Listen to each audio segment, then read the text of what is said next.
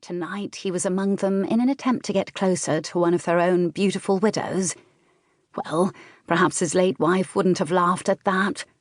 Sarah had always been a jealous woman, although she'd never had any worries in that regard.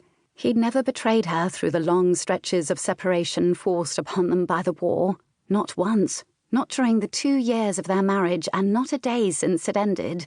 He pulled in a deep breath. He could never make right what happened to her, and not being there when she needed him. But at last he had the opportunity to provide the best future possible for both their mothers, with the reward money he'd earned for stopping Scepter.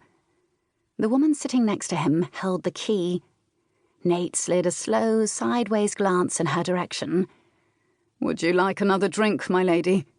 Her bright green eyes blinked as she acknowledged him for the first time. "Pardon?" "I asked if you'd like a drink." He signalled to the attendant. "I'm ordering one for myself, and in this crush it might be a while before you can get another." She hesitated, then conceded to his generosity. "Yes, thank you." He held up a second finger and gestured at the baroness. The attendant nodded, then hurried behind the bar to pour their drinks. Taking the opportunity to start a conversation, Nate murmured, "So you like to gamble?" She returned her emerald gaze to the dealer and corrected, "I like to win." "So do I." A quick tension emanated from her as her fingers toyed with the gold locket dangling from a simple chain around her elegant neck, oddly mixed with a necklace of expensive emeralds. "Then I fear faro is not your game." Her eyes remained focused on the cards. "Perhaps you'd find more enjoyment playing at something else."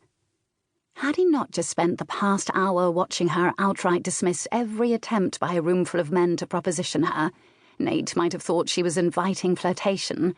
But he knew better. What she wanted was for him to leave. "My game is here." "How unfortunate, then," she commented dryly. "I don't believe you'll end up winning tonight." "Then I suppose I'll just have to find satisfaction elsewhere." She froze, and her fingers stilled on her locket. Nate could see that she couldn't tell whether he was propositioning her or rebuffing her. Truthfully, he didn't know himself, although getting her attention was all that mattered, and he'd certainly done that. Her red lips pursed with irritation. She tossed in a coin for the next hand and ignored him. "This is my first time at Barton's." He'd force the conversation onto her whether she liked it or not. "Do you often spend evenings here?" She lifted her chin, and a stray tendril of sable hair tickled against the nape of her neck. "Occasionally." "Then perhaps you can tell me—" "No." With a tired sigh, she turned on her chair to face him, and unwittingly gave him a full-on view of her low-cut neckline. "I am sorry, sir, but—" "Captain Nate Reed," he interrupted with a forced introduction. She caught her breath. "I am sorry, Captain," she began again, her words a well-practiced recitation. "But I am not interested in accompanying you upstairs this evening, nor returning with you to your home, nor even enjoying your company for a few minutes in one of the alcoves along the back hall. So, if you don't mind—" "Good." She blinked at his unexpected refusal and repeated as if she hadn't heard correctly. "Good." "I'm a soldier, my lady, not a rake. I've no intention of inviting you upstairs tonight, nor to my home on any night." He turned back to the dealer to signal for cards. "As for a few minutes alone in an alcove, I would never ask a lady to share her pleasures in such a demeaning place." He slid her a sideways glance. "And be assured that your enjoyment would be for much longer than a few minutes." Her red lips parted delicately, stunned, speechless. He punctuated his refusal by tossing a coin to the attendant as the man set 2 drinks on the table in front of them. But even as Nate silently reached for his cognac, he could still feel her curious gaze on him, as if she didn't know what to make of him.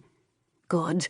That meant he'd captured her attention, and he'd done so by purposefully behaving exactly opposite of every other man in the place who'd approached her. Fighting Napoleon had taught him the value of taking an opponent by surprise. Tonight he'd use that to his advantage, even if, down deep, he was truly no better than the other cads.